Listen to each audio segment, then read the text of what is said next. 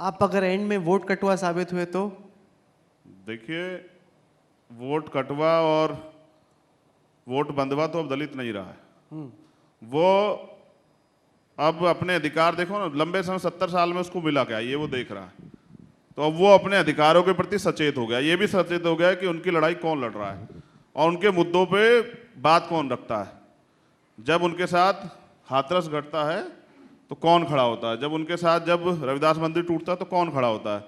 तो जो पुरानी राजनीति है, वो ट्वीट करो या सम्मेलन करो, उस राजनीति से वो बाहर निकलना चाहता है, वो झटपटा रहा है और झटपटाने पे आज़ाद समाज पार्टी उसके लिए विकल्प है। तो वो वोट कटवा साबित नहीं होगा, क्योंकि जिला पंचायत चुनाव में लोगों ने हमें वोट देकर साबित किया कि वो हमें भविष्य देखते हैं।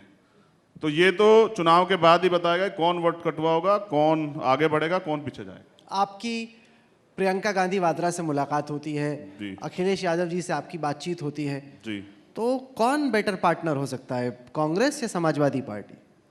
देखो, राजनीति में जितना हमने सीखा है, वैसे तो नेताओं के बेटे जो हैं, जो 25 साल 26 साल के MP MLA बन जाते हैं, उनको नेता कहा जाता है। लेकिन हम तो मेहनत करके आए, तो हमने ये समझा है कि राजनीति में अगर किसी की बड़ाई और बुराई करो तो लोग उससे भविष्य आंकने लग जाते हैं। तो मैं किसी पार्टी को ये नहीं कहूँगा कि उसने बहुत अच्छा काम किया, चाहे समाजवादी हो या कांग्रेस की भी सरकारें हैं। समाजवादी की हमने देखी, कई मुद्दों पे उन्होंने बहुत अच्छा इलाज किया 5 साल, अब योगी सरकार कर रही है।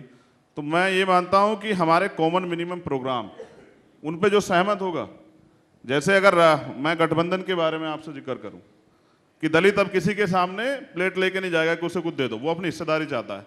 जो दलितों को उसकी हिस्सेदारी देगा, दलित उसके साथ जाएगा। तो आज़ाद समाज पार्टी अपनी हिस्सेदारी चाहती है। 30% दलित हैं। अभी पिछले कुछ समय से ब्राह्मणों की खूब चर्चा हो रही, सम्मेलन भी हो रहे हैं। दलितों की आबादी उनसे ज़्यादा है, वो भी अपने लिए अधिकार चाहते हैं, वो सम्मेलन नहीं चाहते। मेरे हिसाब से मैंने सुना है, वो कह रहे हैं कि हमें मुख्यमंत्री पद दो, ये भी चर्चा का विषय है। तो दलित भी चाहता है कि उनको इस हिस्सेदारी मिले, अगर उनका CM नहीं बन रहा है तो डिप्टी CM बने, उनके पास जो है अपनी बात को कहने के लिए, उनका सुनने के लिए आदमी हो। तो वो गठबंधन में की स्थिति भी साफ यही है कि जो अधिकार देगा और उनके मुद्दों पर बात करेगा, जिनसे विचारधारा का मेल होगा, उनसे गठबंधन। जहां तक मुझे समझ में आया, महत्वाकांक्षाओं में काफी फर्क है। जो बाकी पार्टियां, उनको लग रहा है कि हाँ 4-6 सीटें हम आज़ाद को दे सकते हैं, आपको खुद को लग रहा है कि 100 सीटों पे मैंने अपने कैंडिडेट तैयार कर दिए हैं।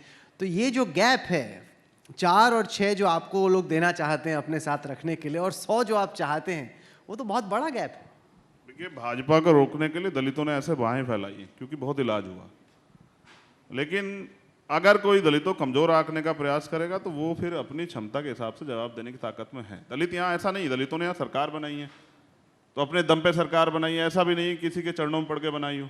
तो जो कुछ देना चाहता, मैंने कहा ना कि हम लेना क्या चाहते हैं, हमने कहा हमारा हाथ ऐसे नहीं है राहुल जी, ऐसे नहीं है हमारा हाथ। हमारा हाथ ऐसे, हमारी वजह से बनेगी जिसकी बनेगी, और जिसकी नहीं बनेगी वो भी हमारी वजह से नहीं बनेगी। तो एक प्रशिक्षण तो आपने देखा कि वो बिहार में हो चुका है। अति महत्वाकांक्षा लोग गलती कर जाते हैं, मगर हम ये पहले से कह रहे हैं, पहले दिन से, कि हम चाहते हैं भारतीय जनता पार्टी को उत्तर प्रदेश में रोका जाए, और इसके लिए लोगों को बड़ा दिल दिखाना पड़ेगा। अगर वो सोचें कि भाई बिना कुछ दिए और लोग वोट दे, तो ऐसा तो इतने अच्छे काम तो किसी पार्टी ने नहीं किए। मैं तो पूरे देश में जाता हूँ, ओवरऑल अगर पूरे देश की बात करूँ, सरकार किसी की, अभी हम दिल्ली से लौट रहे हैं, आपने बहुत, आपकी टीम ने कवरेज किया, तब जाके उस बच्चे को न्याय मिलने की उम्मीद ज़्यादा बढ़ रही है।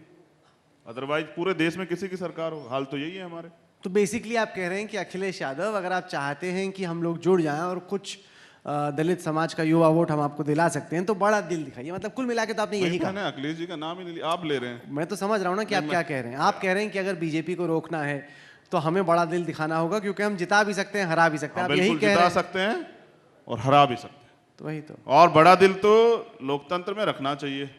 लोकतंत्र में जब छोटा दिल आदमी दिखाता है तो फिर उसका नुकसान उसे 5 साल उठाना पड़ता है। वो बड़ा दिल राहुल गांधी को दिखा चुके हैं, भुगत चुके हैं। बड़ा दिल तो उन्होंने मायावती को भी दिखाया था, उससे भी नुकसान हुआ। तो बड़ा दिल दिखा के अखिलेश को 2 दफा नुकसान हो चुका है। मैं क्यों कह रहा हूँ कि मैं अखिलेश जी की बात कर रहा हूँ, आप कर रहे हैं। मैं तो मायावती जी को भी कह रहा हूँ, उनको बड़ा दिल दिखाना चाहिए, सबको दिखाना चाहिए, क्यों, क्या दिक्कत है।